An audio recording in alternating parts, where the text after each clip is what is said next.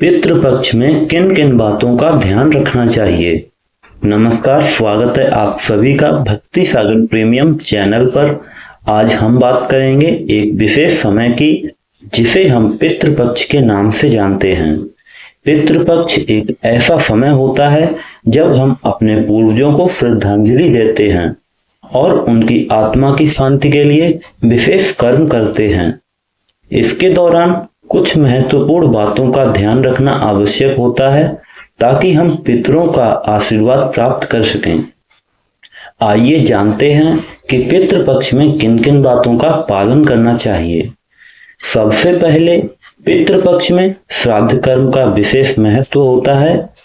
श्राद्ध, तर्पण और पिंडदान के माध्यम से हम अपने पितरों की आत्मा की शांति के लिए प्रार्थना करते हैं। हर परिवार के लिए यह कर्म महत्वपूर्ण होता है, विशेषकर उस तिथि पर जब हमारे पितर का देहावसान हुआ था। इसे सही रीति से करना आवश्यक होता है। दूसरी बात, सात्विक भोजन का ही सेवन करें। पितृपक्ष के दौरान मांसाहारी भोजन, प्याज, लहसुन और तामसिक भोजन का त्याग करना उत्तम माना जाता है। साथ ही श्राद्ध के दिन पितरों को अर्पित किया जाने वाला भोजन भी शुद्ध और सात्विक होना चाहिए। तीसरी बात, दान का बहुत महत्व होना।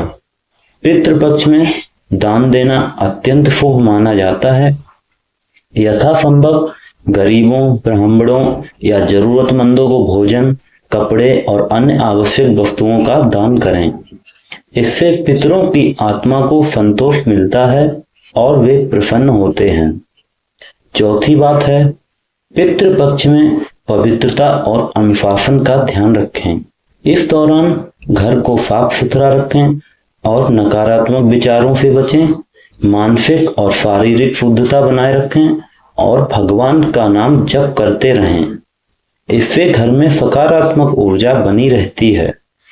पांचवी और अंतिम बात है, तर्पण का विशेष महत्व होना। पितृपक्ष में जल का तर्पण किया जाता है जिससे पितरों को शांति और तृप्ति मिलती है। यह कर्म न केवल पितरों की आत्मा के लिए बल्कि हमारे जीवन में सुख, समृद्धि और शांति लाने के लिए भी महत्वपूर्ण होता है। तो ये थी वे खास बातें जिनका पितृपक्ष में ध्यान रखना चाहिए।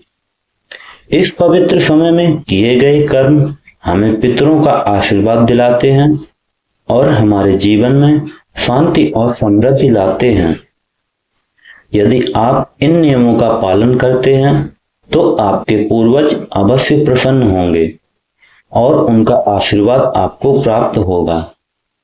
अगर आपको यह जानकारी उपयोगी लगी हो तो हमारे इस चैनल भक्ति सागर प्रीमियम को अभी सब्सक्राइब करें और इस वीडियो को लाइक करें और अधिक लोगों के पास ये बातें शेयर करें ताकि और लोगों के पास भी ये जानकारी पहुंच सके और वे इस पवित्र समय का सही तरीके से पालन कर सकें। धन्यवाद। जय श्री राम।